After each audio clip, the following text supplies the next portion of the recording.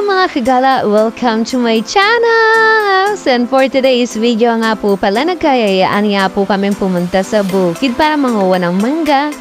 So ayan na, tara na tayo maglakad po sa Pilapil. So habang naglalakad nga po pala kami, ayan nga po pala yung view dito sa amin. Bali, itong part po na ito ay matatanda na po yung palay and waiting na lang po for harvest. So ayan nga po, oh.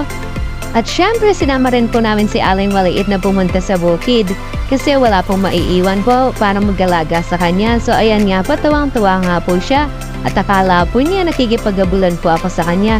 Tapos dito pala po sa part na po ito, nakapagtanim na nga po pala sila sa kabilang bukid po. Bali, ayan nga po pala, oh. Nakapag-start na rin po pala sila at may maliliit na po na palay na tumubo. At ayan nga po pala yung kabuuang view dito. Nakasentro nga po pala kami sa Mount Tarayat. So kaya maganda po yung view pagdating po sa bukid talaga. Tapos nung makarating na nga po kami dun sa pupuntaan namin dito sa Manggahan sa park ng Mushroom House. At ayan na nga po si Aling Maliit, hindi niya alam kung kanino siya sasama at susunod sa paglalakad. Tapos ayan nga po pala yung mister ko. Bali may hawak po siyang panungkit dahil nga po pala mangunguha kami ng mangga ngayon. Kasi marami na pong bunga yung mangga ngayon at season na po. Kaya nakakatuwa talaga kapag summer, maraming mangga po dito. At syempre, nakakalibre po kami ng mangga instead na bibili po sa labas. At ayan nga po pala si Aling Maliit, bali lakad dito, lakad doon, hindi magkasikundo gaga sa kakalakat. At binalikan po nga pala si Ate Net, bali nakaupo siya dito sa part na microbot. Ito kasi yung tawag namin dito ng mga kabataan po namin. Pero sa ibang mga lugar ang tawag dito ay kurumbot. Or kilala po siya sa English na passion fruit. Ito po yung mga wild fruit na nakikita kung saan-saan. Tapos kinukuha po namin to kapag po yung kulay niya is mga yellow and orange yun, matamis-tamis na po. Tapos yung mahaba kanina hindi po namin kinakainin kasi alam po namin lason po yun. So nakakatuwa nga lang na meron pang mga ganyan. At syempre hindi makukumpleto yung kabataan mo kapag hindi ka kumain ng mga kurubot na yun na nasa wild niya po. Tapos ito nga po pala yung mister ko, siya pa pala yung aakyat sa taas ng mangga. Kasi itong manggang ito, ang taas-taas po niya. Tapos yung mga buwan niya nasa pinakataas. Kailangan mo pa talaga siyang akyatin bago ka makakuha. At napansin ko rin po pala itong mga buwan na ito. Kapag po pala na-dry yung mga yon, yun po yung ginagamit na panghihilod sa katawan. At tapos kukuha nga din po ako ng malaman na ganito kasi pagka nagpaksiw ka po, pwede itong ilagay tapos tatadtarin mo lang lasang luya po ito. Nakalimutan ko nga po anong pangalan ng halaman nito. Basta ang alam ko po nilalagay po ito sa mga inihaw, paksiw, mga gano'n. Ang sarap niya, grabe. Parang additional na gulay po kapag nagluluto tayo ng isda. At ayan nga po, bali nakakuha na nga po pala si Mr. ng mangga. Ito na po siya, bali pahinungin po namin ito para may minatamis. At ayan nga po, si Kuya nakita ko na kung ano-ano namang kinakain po niya ng mga native fruit. At ayun nga, may hawak-hawak nga po siya. Ewan ko nga po anong tawag dito. Pero sabi niya, kinakain po daw yun.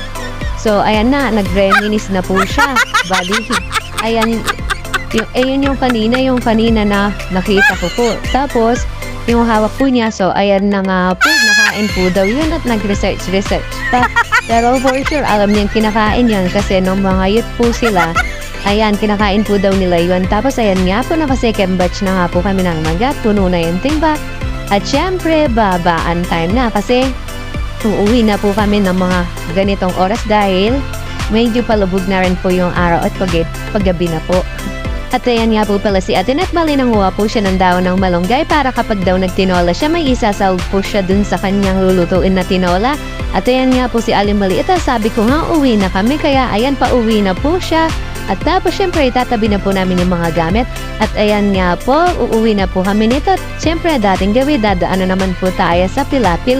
At ayan po, may kahoy na maliit po na kailangan kantawiran. At ayan nga po pala ako, balancer niyan at kayang-kaya ko yan. At di tayo pwedeng mahulog dahil mahulog po lahat ng mga mangga po dyan. Tapos sa paligid po pala nito, bali may nakatanim po dyan na kangkong na kapag magsisinigang ka, yan, pwede mo siyang kunin. Tapos ayan nga po pala yung view sa amin. At ayan nga po pala yung kangkong na sinasabi ko, napakaputi po. Tapos kasi umagos nga po pala yung tubig dyan. So, Ayan na nga, uwian time na po tayo kasi nakapag-harvest na po tayo ng mangga at kapag nahinog na, meron na naman po tayong pangimagas nito.